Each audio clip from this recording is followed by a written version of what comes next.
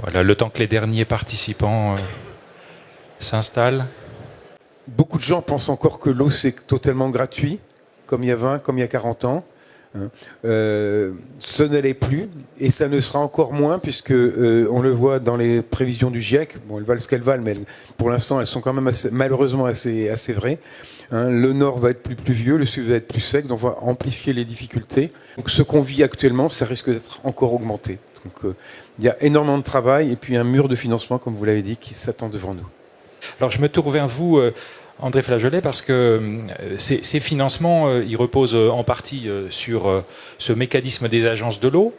Et les agences de l'eau sont dans une situation particulière qui peut remettre en question un certain nombre de fondamentaux, à commencer par le premier d'entre eux qui a été évoqué, c'est ce principe de l'eau paye l'eau, qui n'est plus si lisible, pourrait-on dire, qu'il l'a été peut-être par le passé. Il n'est plus du tout d'ailleurs. Non, quelques mots simplement. Historiquement, la France a inventé un modèle qui est pratiquement aujourd'hui devenu mondial, c'est celui des agences de l'eau. 1964, il y a 60 ans. Nous l'avons fait pourquoi? À l'époque, le législateur a dit les pollutions d'origine industrielle deviennent dramatiques et sont attentatoires à la qualité de la ressource en eau. Il faut donc régler le problème. Ce problème a été réglé et à l'époque, on a inventé des redevances. Qu'est-ce qu'une redevance? Une redevance, c'est un impôt affecté à une mission.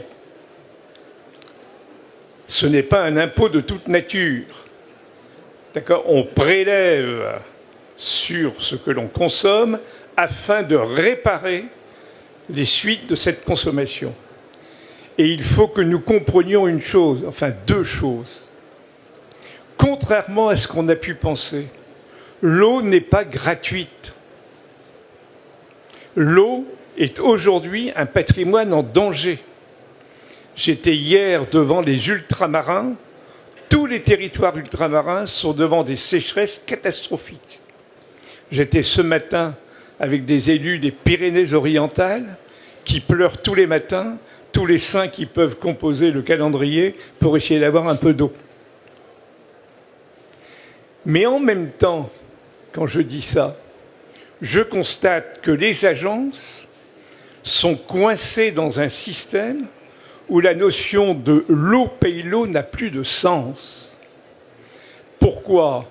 Parce que dans toutes les agences et dans tous les schémas directeurs d'aménagement de gestion des eaux, 50% de notre activité porte sur le petit cycle, c'est-à-dire en réalité la sécurité de la distribution et l'obligation de réparation, et 50% porte sur le grand cycle, c'est-à-dire sur l'ensemble des environnements qui sont nécessaires au maintien de la ressource. Et de ce point de vue, là, moi, je suis là au titre de l'AMF, donc des maires de France et des présidents d'intercommunalité. Je ne peux pas oublier qu'on a une chance extraordinaire. N'oubliez pas que nous avons la possibilité d'avoir comme interlocuteur demain l'auteur de la loi de 92 qui dit dans son article 2 « L'eau est le bien commun de la nation ». Ah, et la question c'est qui est l'auteur de cette loi? Le Premier ministre actuel. C'est la raison pour laquelle je me demande si c'est vrai qu'il est question de ponctionner les agences d'un certain nombre de moyens financiers parce que l'État a été trop dépensier. Je n'ose croire à une telle infamie, finalement, d'un point de vue intellectuel, j'entends. Alors les redevances, je reviens à cela puisque c'est pour ça que vous m'avez invité. Les redevances nous permettent quoi? Un, d'assurer les principes de solidarité et de sécurité en ce qui concerne la distribution de l'eau potable. Et ceci à partir des communes, des intercommunalités, des syndicats, que ce soit les régies, etc. C'est un débat totalement dépassé. Je crois que la réalité consiste à savoir si les outils que nous avons sont des outils sincères et efficaces. C'est ça. Après, leur statut, vous savez, c'est secondaire, cette affaire. Donc c'est le premier point. Mais le deuxième point, c'est aussi tout l'environnement. à savoir la ressource, ce qu'il y a en général sous nos pieds pour ce qui concerne mon bassin, puisque 95% de la ressource est souterraine, ce n'est pas vrai pour tous. Ce qui me permet de dire que si les principes doivent être identiques au titre de l'équité, de l'égalité et de la démocratie, les écritures de ces principes doivent prendre en compte les réalités historiques. Gérer l'eau potable dans une ville comme Lille, qui n'en a pas sous ses pieds ou très peu, et qui doit aller dans les champs captants ou ailleurs, ou aller gérer dans un village qui est composé de 5 hameaux totalement différents, d'accord, c'est vouloir mettre les mêmes règles, c'est en réalité oublier la spécificité même de notre territoire. Et je crois que c'est ça qui est important. Il faut donner à ce que j'appelle les parlements de l'eau, qui sont les schémas directeurs d'aménagement de gestion des eaux, aux sages, aux schémas d'aménagement et de gestion des eaux, leur laisser la liberté et la responsabilité de la réussite ou de l'échec. Il leur appartient en premier de savoir ce qu'il y a à faire, que nous apportions, la FNCCR, l'AMF, etc., que nous apportions l'ingénierie, de la solidarité, de l'échange, des bonnes pratiques, c'est une chose. Mais après, c'est qui sur le terrain? Qui finalement va-t-on voir quand il y a un problème? On va voir le maire. On va voir le maire. Lui, au moins, il s'occupe de vos problèmes. D'accord? Et donc, les redevances méritent d'être regardées, d'abord d'être respectées, ensuite d'être regardées et certainement d'être élargies. Parce que tout produit, quel qu'il soit, le verre, la paire de lunettes, le micro, a servi pour être réalisé, a pris de la matière première et a donc permis le cycle de la réparation après le cycle de la consommation. Et je voudrais insister sur ce point. Lorsque vous avez une catastrophe dans les mers, en fait, qui paye ? C'est la nature qui paye. Parce qu'il n'y a pas de taxation à l'international sur les bateaux. Mais la nature, c'est qui? Le mur qu'il y a dans l'Atlantique avec l'ensemble des plastiques, c'est le nôtre, hein? D'accord? Ce que l'on envoie dans certains pays tiers et qui n'est pas nettoyé, ce sont nos déchets. Et à un moment donné, nous ne pouvons plus saturer la nature de tous les déchets que nous n'avons pas traités. Voilà ce que je voulais passer comme message ce matin. Merci beaucoup. Voilà, je vois que la salle partage votre avis et optimiste ou pessimiste, on verra. Mais en tous les cas, ça appelle peut-être de la part des participants qui sont aujourd'hui autour de nous quelques questions ou réactions, prises de parole ou questions à nos intervenants. Il y a un micro qui va circuler dans la salle. Je vous demanderai juste d'attendre qu'il arrive. Monsieur là-bas.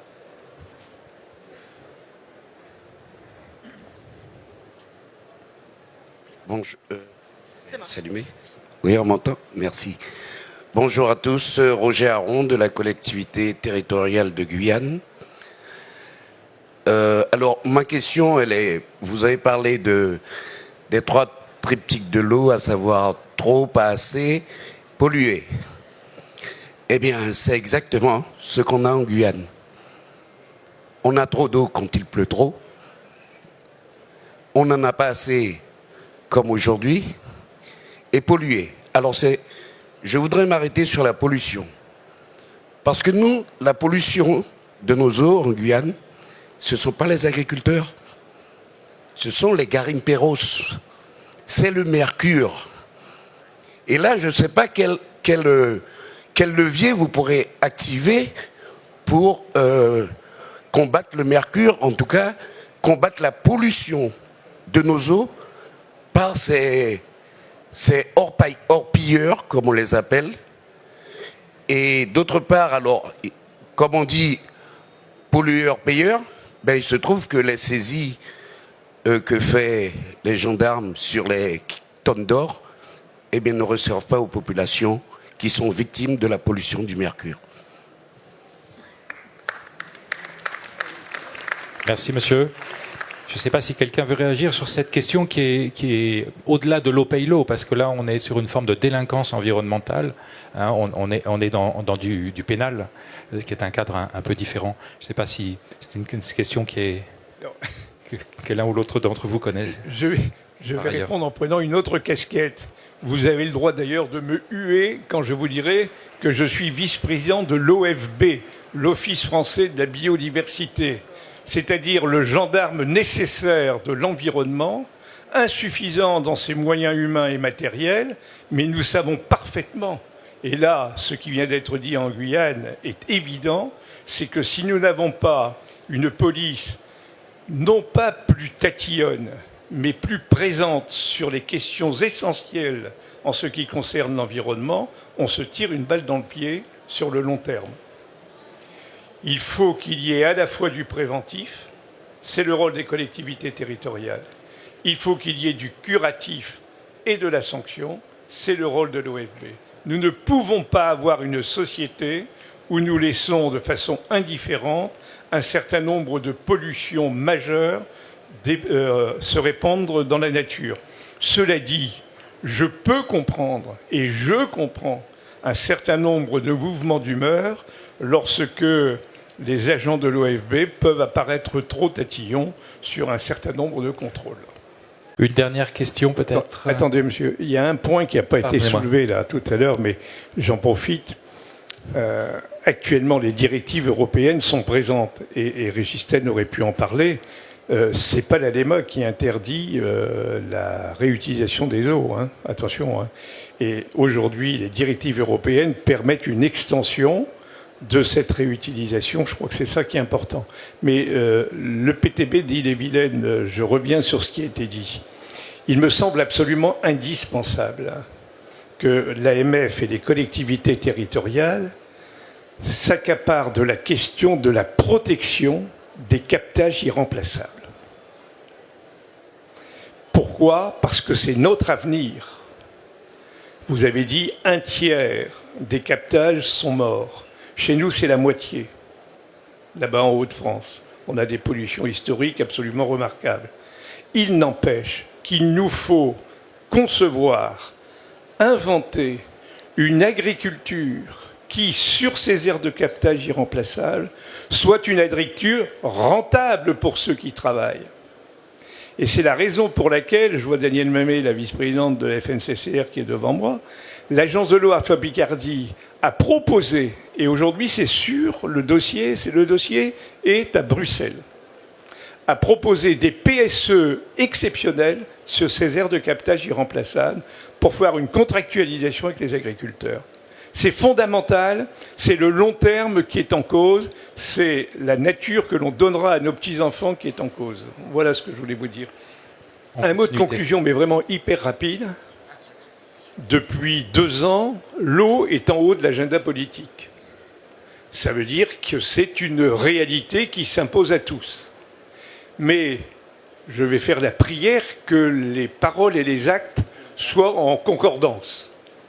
Nous n'avons pas assez de moyens pour répondre à nos objectifs et aux objectifs de la nature. C'est évident. La deuxième chose, c'est qu'il faut arrêter de séparer petits cycles et grands cycles. Ils sont mariés pour le meilleur et pour le pire, et que tout élu responsable doit avoir le souci du court terme dont vient de parler notre collègue de la Guadeloupe et le souci du long terme sur la protection de la ressource. Si nous ne faisons pas ça, vaut mieux rendre notre tablier et rentrer chez soi. Écoutez, merci aux intervenants de cette première séquence pour la qualité de leurs explications et leur rebond.